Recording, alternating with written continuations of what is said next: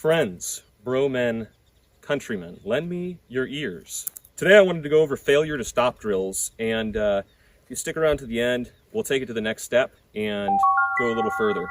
So failure to stop. Everybody knows 2 to the chest, 1 to the head, the old Mozambique. I'm going to give you a quick demonstration.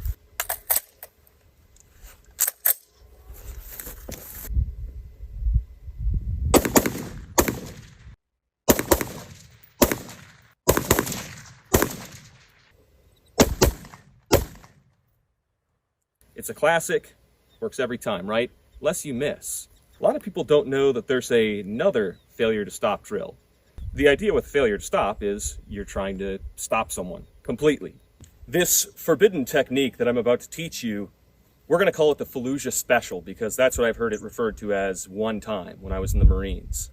This is 2 to the chest, 1 to the pelvis. Ouch. Well, the idea behind this isn't to be cruel unnecessarily, because that's actually a violation of just war doctrine, which the Marines actually follows for the most part. The purpose of this really is just to stop someone.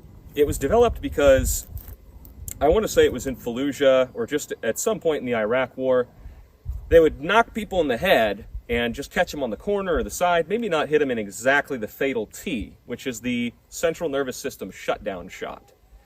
If you don't hit them there, some of these guys would just keep walking at you with their finger on the trigger. Full auto AK, you might catch a stray round like that. So what Marines started doing because of that is shooting for the pelvis. If you hit it, it's going to word on itself like that. It's got a very narrow part where it all connects together.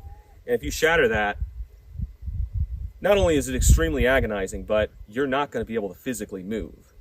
Imagine trying to drive a car with the axle busted in half. It's kind of the same thing. Well, the pelvis isn't as much of a kill shot as the fatal T, obviously. There's a lot of bleedy areas in there. There's the femoral, and you can't put a tourniquet anywhere in there. The purpose of this drill being that people are high or psyched out of their minds or something like that when you're shooting them, and that's why you're having to do a failure to stop. You hit that pelvic girdle, they collapse like a wet rag, and then they just kind of lay there squirming until they bleed to death, which is usually before they come to anyway. Not to mention, for some of you out there, it's a much bigger target. And I've seen some of you bastards shoot. You need it. That's far enough, Haji Bob.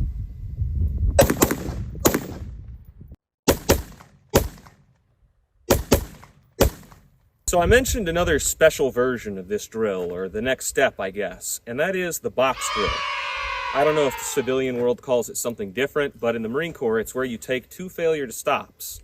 You put them side by side. You're going to throw 2 to the chest, 2 to the chest, and then 1 to either the head or pelvis. Little Elvis.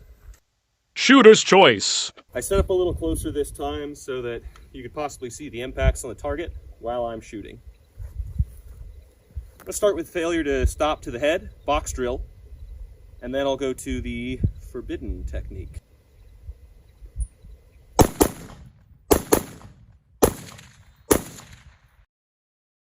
Cool, and you can speed it up or slow it down.